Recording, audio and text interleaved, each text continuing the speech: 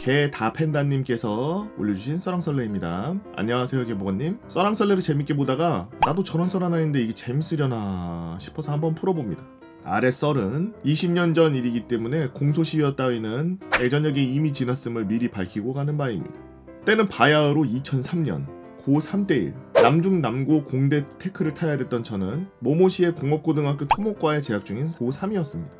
당시 공고를 다니는 고3은 의무 취업이라는 제도로 인해 저임금으로 개빡센 노동을 3개월 이상 의무적으로 해야 되는 그런 이상한 제도가 있었죠. 저도 당연히 당시 지역에서는 큰 기업이라고 부르는 땡땡토건의 청년 기능사로 취업하여 터널 교량 공사에 투입되었습니다.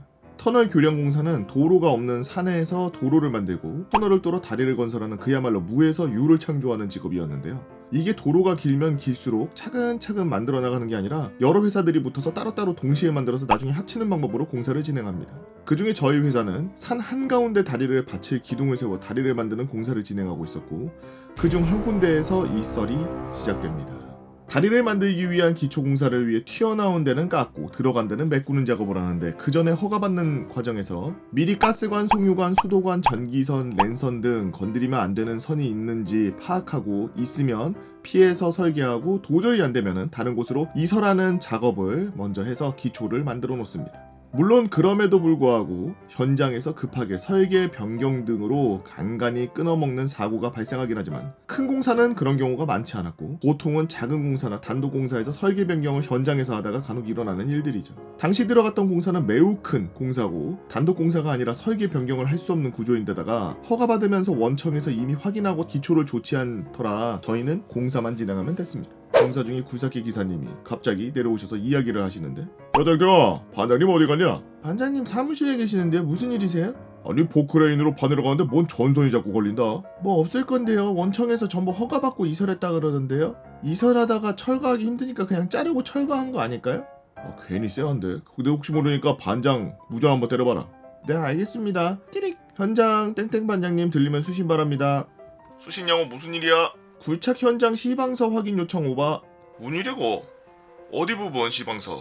내려와 설명해보래. 시방서 그냥 봐주면 될 거를 내려오라네요. 기사님 같이 가주실 거죠? 아이 별일 아니면은 별이 싫어할 낀데. 일단 가자. 이렇게 저희는 현장 감독관과 소장이 있는 사무실로 내려갔습니다. 현장 사무실에 도착해보니 반장과 현장 소장님, 원청 감독관까지 현장 1, 2, 3고가 다 같이 있었습니다. 저희는 위에 있었던 일을 설명드렸죠. 굴삭기 기사님이 굴착 작업하는데 선이 걸리길래 보니까 무슨 선인지 모르시겠다고 단선되었다고 해서 확인차 내려왔습니다. 원청에서 허가 과정이 확인됐고 그런 거 없을 낀데 반장님 뭐 야가 들은 거 있습니까? 없는데 예. 감독관님 우리 전기나 전화선 이설아 있었습니까? 제가 알기로는 시청도 그렇고 한전이랑 KT도 그렇고 수도관, 가스관 다 이상 없습니다. 아마 폐전선이 묻힌 게 아닌가 싶습니다. 도면상에도 나온 게 없고 살아있는 전선임은 단선 즉시 스파크가 났을 낀데 기사님은 확인했어요. 혹시 몰라서 확인했는데 없었습니다. 감독관님 말씀대로 폐전선인갑네. 얼른 가서 마저 합시다. 이렇게 대화하고는 마무리되고 굴삭 기사님과 저는 대수롭지 않게 생각하고 다시 올라갔죠. 그때 우리는 절대로 그러면 안 됐습니다. 아니 고삐리 실습생은 그렇다 치고 세 분 합쳐서 현장 짬바 환갑인 소장 반장 기사님은 그러지 말아야 됐죠. 그렇게 전선이 절단되고 40분에서 50분 정도 지나서 저쪽 산 너머에 헬기가 보입니다. 방송국이고 산림청이고 소방서고 자주 보이니까 그런갑다 했는데 군용 헬기가 말도 안 되게 가깝게 오는 겁니다. 저는 순간 추락사고 나는 줄 알고 왜 저래 이러면서 단말말을 외치고 있는데 그 순간 헬기가 덤프트럭 주차장에 그대로 그냥 내려앉으면서 어마어마한 먼지를 날리면서 군인 3분이 내렸습니다. 내리자마자 저를 보고 한 첫마디가 당신 누구야? 여기 어떻게 알고 왔어? 였습니다. 저는 그냥 놀란 토끼 눈으로 저 여기 출근했는데요? 무슨 일이세요? 당신 여기 책임자야? 저 아닙니다. 저는 여기 현장 보조인데요. 책임자 어딨어? 책임자 나오라고 해! 그러는 사이 굴삭기 기사님이 오셨고 기사님들께서는 군인분들이 무슨 일이신기요? 어디 전쟁 났어요? 하면서 나오자 당신이 통신선 자른 사람이야? 아까 끊어진 전선이 전화선이었는겨.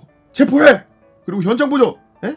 저 새끼도 체포해! 어버버하고 있는 저희 둘에게 다른 군인 한 분이 다가와서 말했습니다. 일단 책임자분과 만나야겠습니다. 그리고 두 분은 저희와 같이 가시죠. 책임자분과 이야기하고 조사 확인 후 이 별일 없으면 보내드리겠습니다. 일단은 두 분 군사시설 보호법, 군사기밀보호법 등 위반 혐의로 체포는 아니고 조사는 받으셔야 됩니다. 뭔 소리야?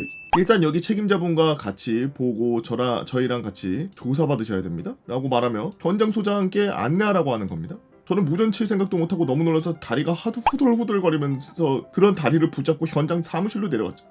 내려가는 동안 아까운 군인 1번은 어디론가 전화를 막 때리고 있고, 저희를 아까 데리고 간다는 2번 군인은 굴삭기 기사님을, 다른 한 군인 3번은 군인은 저를 데리고 현장 사무실로 내려갔습니다. 내려가는 동안 그제서야 무전기가 생각난 저는 무전기를 들고 무전을 하는데 가까이 있는 군인이 저에게 말했습니다. 무전하시면 안 됩니다. 무전기 이리 주세요. 그렇게 저는 무전기도 뺏기고 터덜터덜 내려갔죠. 내려가서 보니 현장 소장, 반장님은 소장실에 그대로 앉아있었고, 감독관님은 소장실 전화로 전화 받고 있었으며 전부 확인을 했죠. 그건 저희가 아니라 바로 본사에서 확인해야 한다는 거였죠.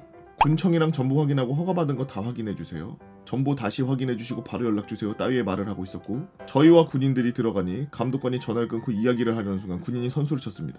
아시는지 모르겠지만 저희는 국군 기무사령부에서 왔습니다. 일단 여기 계시는 분들 전부 저희 쪽에 가서 조사 받으셔야 되고, 조사 끝날 때까지 여기에는 저희 관리 통제 노입니다. 곧 헌병대까지 올 텐데 여기 5분은 지금 가서 조사 받으시고, 현장 다른 직원들은 헌병대 오는 대로 인적사항 작성하고 귀가하세요. 조사가 얼마나 걸리는지는 지금 말씀드릴 수 없으며 저희 쪽에서 통제하는 동안 당연히 공사는 진행될 수 없습니다. 질문은 이따 조사 받으면서 하시고, 곧 헌병대와 군인들 올 텐데 그때까지 공사장 모든 인원 이 앞으로 불러주세요 라고 하면서 현장 소장님과 저희를 보고 통보하고, 여러분들 모두 잠시 기다리시면 차가 올 테니 타고 따라오라고 하더라고요. 그리고 나서 잠시 후 헌병이라고 써있는 승용차가 몇 대 들어오고 두동반 몇 대 들어오고 군인들이 막 내리는 겁니다.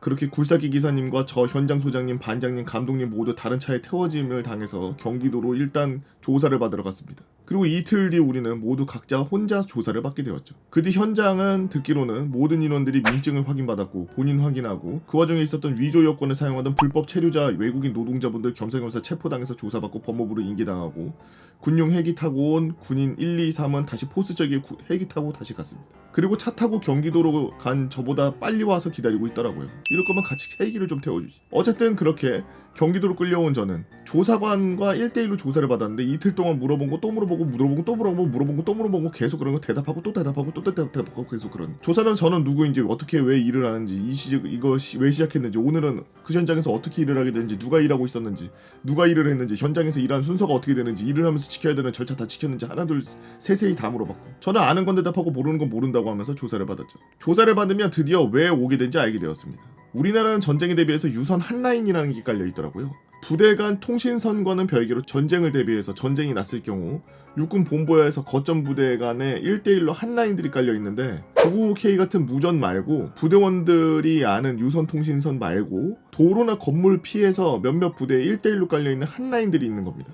저희가 공사하다가 끊어먹은 전선이 바로 그 한라인. 당연히 그 한라인의 위치는 국가 기밀이었고, 보통은 그 주변으로는 당연히 공사 허가가 나지 않는다고 하더라고요. 근데 저희가 허가받은 자리는 산속의 교량을 지지하는 다리 2개만 지나가는 데다가 공사 현장과 한라인의 자리가 아주 약간 떨어져 있어서 허가가 나게 되었다고 하더라고요.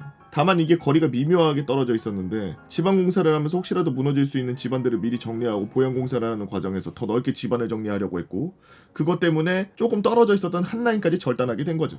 이 일로 인해 조사를 하는 2주 남짓 동안 공사 현장은 중단되었고, 저희 현장 소장님 이하 5명은 국군 기무사령부로 끌려가서 조사를 받고 굴삭기 기사님과 현장 소장님, 관리 감독님 그리고 책임하에 해임되셨으며, 복구 비용은 벌금이 어마어마하게 나왔죠.